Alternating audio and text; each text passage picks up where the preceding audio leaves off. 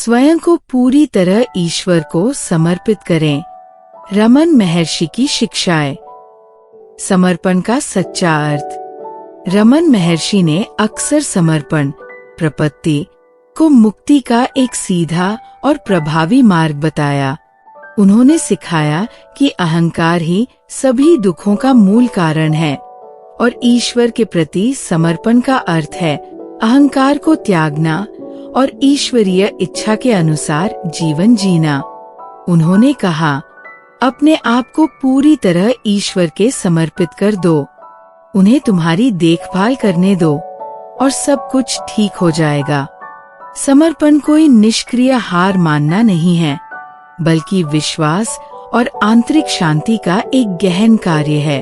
जब हम समर्पण करते हैं तो जीवन के प्रवाह के विरुद्ध संघर्ष करना बंद कर देते हैं और ये स्वीकार करते हैं कि सब कुछ एक उच्च बुद्धि के अनुसार हो रहा है।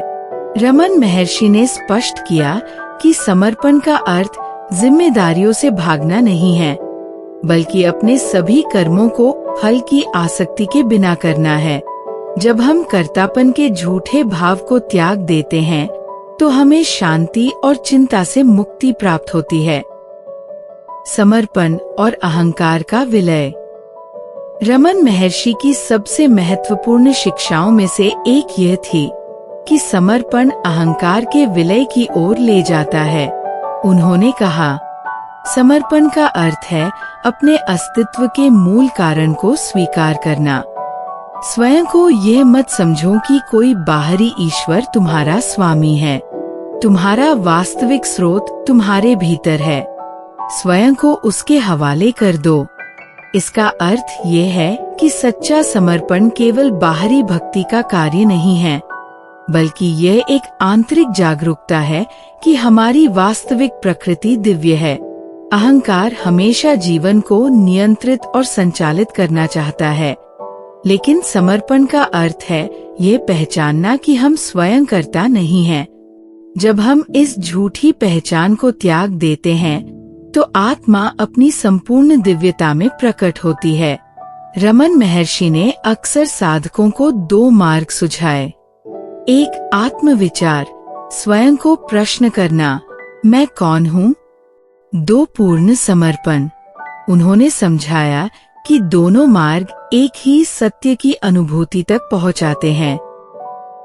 समर्पण रूप और विश्वास से परे है। रमन महर्षि ने ये भी समझाया कि समर्पण के लिए किसी विशेष रूप या व्यक्तिगत ईश्वर में विश्वास आवश्यक नहीं है। उन्होंने कहा, ईश्वर भक्त के विचारों के अनुसार कोई भी रूप धारण कर सकते हैं और उसी रूप में प्रकट होते हैं। इसका अर्थ ये हुआ कि समर्पण किसी भी व्यक्तिगत देवता, निराकार दिव्य सत्ता या गुरु के प्रति हो सकता है, जो ईश्वरीय कृपा का अवतार होते हैं।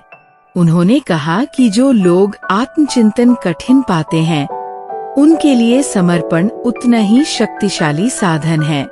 उन्होंने ये भी समझाया कि जब कोई पूरी तरह समर्पण करता है तो ईश्वरीय शक्ति उसकी संपूर्ण देखभाल करती है, ठीक वैसे ही जैसे समुद्र नदी को सहज ही अपने गंतव्य तक पहुंचा देता है।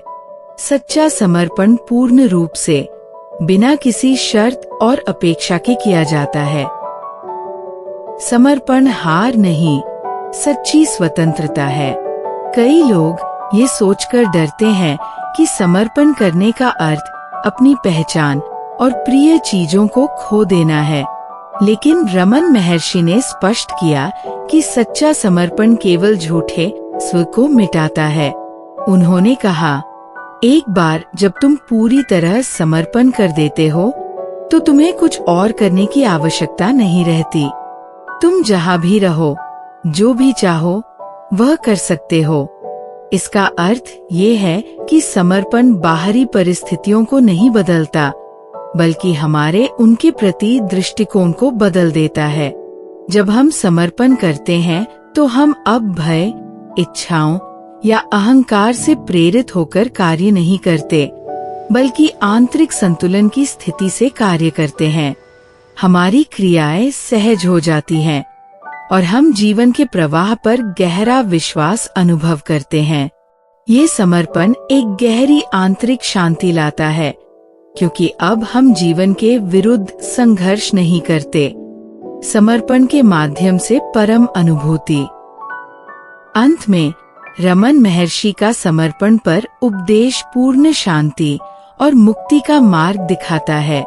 जब हम स्वयं को पूरी तरह ईश्वर को समर्पित कर देते हैं, तो हम नियंत्रण के भ्रम से परे चले जाते हैं और दिव्य इच्छा के साथ एक हो जाते हैं। उन्होंने आश्वासन दिया कि एक बार समर्पण पूर्ण हो जाए तो सभी बोझ समाप्त हो जाते हैं और जीवन एक सहज प्रवाह बन जाता है। उन्होंने कहा, यदि कोई स्वयं को पूरी तरह ईश्वर को समर्पित कर दे, तो ईश्वर उसकी पूरी देखभाल करता है।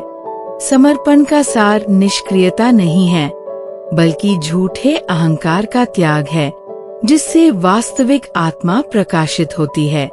जब हम अपने अहंकार चालित संघर्षों को छोड़ देते हैं, तो हमें ये एहसास होता है कि हम कभी भी ईश्वर से अलग थे ही नहीं।